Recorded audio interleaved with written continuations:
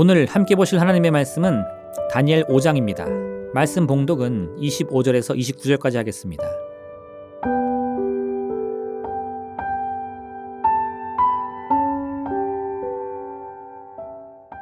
기록된 글자는 이것이니 곧 메네메네 데겔 우바르시니라.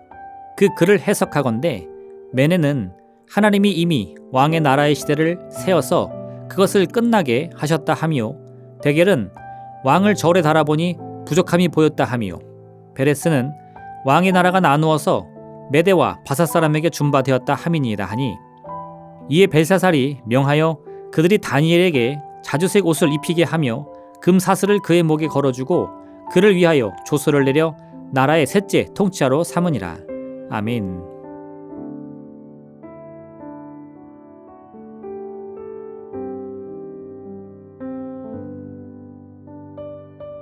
느부갓네살의 시대가 가고 벨사살의 시대가 왔습니다. 기원전 562년 느부갓네살이 죽고 그의 후계자들이 왕위를 이어가다가 기원전 약 553년경에 나보니두스의 아들 벨사살이 아버지를 도와 바벨론을 다스렸습니다. 본래 벨사살은 바벨론의 왕으로 이름을 올리지 못했습니다. 하지만 그의 아버지 나보니두스가 자주 수도를 떠나 통치에 소홀했기 때문에 벨사살은 아버지를 대신하여 왕의 직무를 수행했습니다. 하지만 벨사살 역시 교만하고 어리석은 사람이었습니다. 고고학적 기록에 따르면 바벨론을 무너뜨린 페르시아의 고레스 왕은 수도 바벨론 정복할 때에 피를 흘리지 않았다고 기록되어 있습니다. 왜냐하면 바벨론의 백성들조차 늘 성대한 파티를 벌이며 왕의 직무에 소홀했던 나보니두스나 벨사살을 좋아하지 않았기 때문이라고 합니다. 오늘 본문은 바로 그러한 상황을 우리에게 일러줍니다. 벨사살은 이날에도 성대한 잔치를 베풀어서 자신의 부와 명예를 자랑하기에 여념이 없었습니다. 그런데 그날의 벨사살은 자신의 영광을 더욱 높이 세울 수 있는 무언가를 원했습니다. 고민 끝에 벨사살은 자신의 선조인 느부갓네살이 예루살렘 성전을 무너뜨리고 빼앗아온 황금으로 된 성전 기물들이 생각났습니다. 신하들에게 명하여 그 기물들을 가져오라 시킨 다음에 성전 기물에 술과 음식을 놓고 먹기 시작합니다. 그런데 그 순간 갑자기 어디선가 손가락이 나타나서 석회벽에 글씨를 쓰기 시작했습니다. 이를 본 모든 사람들이 두려움 때문에 사시나무 떨듯 온몸을 벌벌 떨었습니다. 신하들은 선대왕 때부터 꿈과 환상을 잘 해석했던 다니엘의 있음을 왕에게 고합니다. 왕은 다니엘을 불러 지금의 상황을 해석해보라고 말합니다.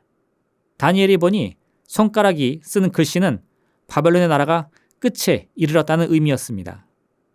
실제 역사적 기록에서도 벨사살은 수도 바벨론에서 성대한 잔치를 벌이는 가운데 페르시아의 군대가 쳐들어온지도 모르고 있다가 그 자리에서 나라를 빼앗기고 죽임을 당했다고 합니다. 다니엘은 왕의 교만함이 결국 파멸을 가져올 것이라고 경고했지만 왕은 듣지 않았습니다. 그리고 다니엘의 말대로 바벨론은 멸망하게 된 것입니다. 바벨론은 본래 하나님께서 유다와 예루살렘을 심판하기 위해 사용하신 도구였습니다. 그러니 흔한 말로 바벨론을 정의의 칼이라고 말할 수도 있을 것입니다. 그러나 이러한 비유의 진짜 의미는 도구 그 자체가 정의롭다는 뜻이 아닙니다. 도구는 도구일 뿐입니다. 그 도구를 어떻게 사용하느냐에 따라서 선한 일을 이룰 수도 있고 혹은 악한 일에 사용되기도 하는 것입니다. 그러니 선한 일을 위해 칼을 드는 사람은 그 칼을 정의의 칼이라고 말할 수 있지만 자신의 욕심과 교만을 이루기 위해 칼을 휘두른다면 똑같은 칼이라 할지라도 결국은 죄와 죽음을 가져오는 저주의 칼이 되고 마는 것입니다. 바벨론은 이러한 사실을 인지하고 있어야 했습니다. 하나님께서 예루살렘을 그들의 손에 넘겨주신 이유는 바벨론이 유다보다 선했기 때문이 아니었습니다. 유다와 예루살렘의 죄악을 바로잡기 위함이었을 뿐입니다. 바벨론이 어떤 나라인지, 선한 나라인지, 악한 나라인지는 중요하지 않습니다. 하나님이 무엇을 위해 그들을 사용했는가가 훨씬 더 중요합니다. 만약 이를 잘 이해했다면 바벨론은 자신들의 나라가 계속해서 하나님의 도구로 쓰임받기 위해서는 반드시 하나님의 선하신 뜻에 속해함을 알았을 것입니다. 그런데 한 번 승리를 맛본 바벨론은 그 영광에 취하고 말았습니다. 느부갓네살은 마음의 교만함 때문에 7년 동안이나 이슬을 맞으며 들짐승처럼 지내야 했습니다. 그런데 이런 느부갓네살의 삶을 보고서도 그 이후 바벨론의 왕들은 자신들의 처지를 전혀 깨닫지 못했습니다. 벨사살 때에 이르러 교만이 가득하여 이제는 예루살렘 성전에 있던 기물들에까지 손을 대서는 흥청망청 술과 음식을 먹는 데 사용한 것입니다. 이런 교만과 무례함으로 하나님께서는 바벨론을 더 이상 하나님의 도구로 사용하지 않기로 작정하십니다. 이에 하나님께서는 새롭게 사용될 새 도구를 찾으십니다. 그리고 그렇게 선택된 나라가 바로 페르시아, 성경의 바사입니다. 페르시아를 건국한 고레스는 먼저 메대를 정복해서 바사와 메대 두 나라를 통합합니다. 그리고 그 힘으로 바벨론을 쳐서 바벨론 제국을 완전히 멸망시킵니다. 이후 에스라와 느헤미야를 보면 이 고레스 왕이 바벨론의 포로로 잡혀있던 유다의 백성들을 풀어주면서 예루살렘으로 돌아가 무너진 성전을 다시 재공헌하도록 허락해준 왕임을 우리는 알 수 있습니다. 바사왕 고레스 원년에 여호와께서 예레미야의 입을 통하여 하신 말씀을 이루게 하시려고 바사왕 고레스의 마음을 감동시키심에 그가 온 나라에 공포도 하고 조서도 내려 이르되 바사왕 고레스는 말하노니 하늘의 하나님 여호와께서 세상 모든 나라를 내게 주셨고 나에게 명령하사 유다 예루살렘에 성전을 건축하라 하셨나니 이스라엘의 하나님은 참 신이시라. 너희 중에 그의 백성 된 자는 다 유다 예루살렘으로 올라가서 이스라엘의 하나님 여호와의 성전을 건축하라. 그는 예루살렘에 계신 하나님이시라. 그 남아있는 백성이 어느 곳에 머물러 살든지 그곳 사람들이 마땅히 은과 금과 그 밖의 물건과 짐승으로 도와주고 그 외에도 예루살렘에 세울 하나님의 성전을 위하여 예물을 기쁘게 드릴지니라 하였더라. 세상의 그 어떤 권세도 자신들의 힘과 능력으로 하나님의 뜻을 가로막을 수 없습니다. 하나님께서는 처음부터 예루살렘을 심판하여 그 죄의 뿌리를 제거하되 유다의 백성들은 끝까지 지키고 보호하심으로 새롭게 회복시킬 것을 약속해 주셨습니다. 만약 바벨론이 늘 하나님 앞에서 겸손했다면 예루살렘 회복의 도구로 끝까지 쓰임을 받았을지 모릅니다. 그러나 그들은 잠깐 찾아온 큰 승리의 마음을 빼앗겨버리고 말았습니다. 그 거대한 제국의 영광은 누구도 넘어들 수 없을 것이라 생각했던 것입니다. 그러나 하나님께서 다시금 그 뜻과 섭리를 이루시기 위해 움직이시자 거대한 제국 바벨론도 하루아침에 사라지고 변방의 작은 나라에 불과했던 페르시아는 어느샌가 세상을 지배할 제국으로 성장을 했습니다. 오늘 다니엘은 하나님을 이같이 설명합니다.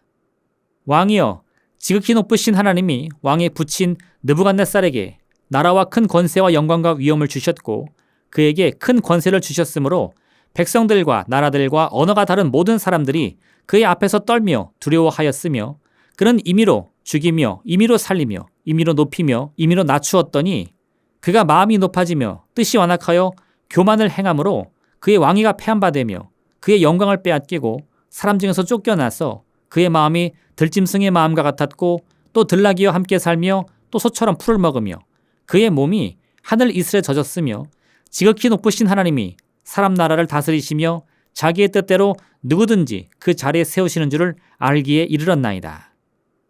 하나님께서 우리를 높이시면 낮출 자가 없을 것이며 우리를 낮추시면 높일 자가 없을 것입니다. 이와 같은 절대적인 하나님의 권세 앞에 모든 삶을 맡기시기를 바랍니다. 그러한 겸손한 마음을 통하여 하나님의 선하신 뜻에 늘 쓰임받는 귀하고 복된 삶을 사시기를 바랍니다. 기도하겠습니다. 사랑의 하나님 아버지, 언제나 우리 마음을 낮추어 주 앞에 나아갈 때 주께서는 반드시 우리를 높여주십니다. 우리의 힘과 권세가 주께로부터 비롯되었음을 알게 하여 주옵소서. 그러므로 영원할 것 같던 세상의 권세도 하나님의 섭리 앞에서는 결코 한낱 이슬같이 사라질 수 있음을 깨달아 알게 도와주옵소서. 그 같은 겸손한 마음을 통해 우리의 모든 삶을 주 앞에 맡길 때 하나님의 역사가 내 삶을, 우리의 운명을 변화시킬 줄로 믿습니다. 오늘 하루 같은 주님의 기적을 체험할 수 있는 복된 시간 되게 허락하여 주옵소서. 예수님의 이름으로 기도합니다. 아멘. 하늘에 계신 우리 아버지, 아버지의 이름을 거룩하게 하시며 아버지의 나라가 오게 하시며 아버지의 뜻이 하늘에서와 같이 땅에서도 이루어지게 하소서.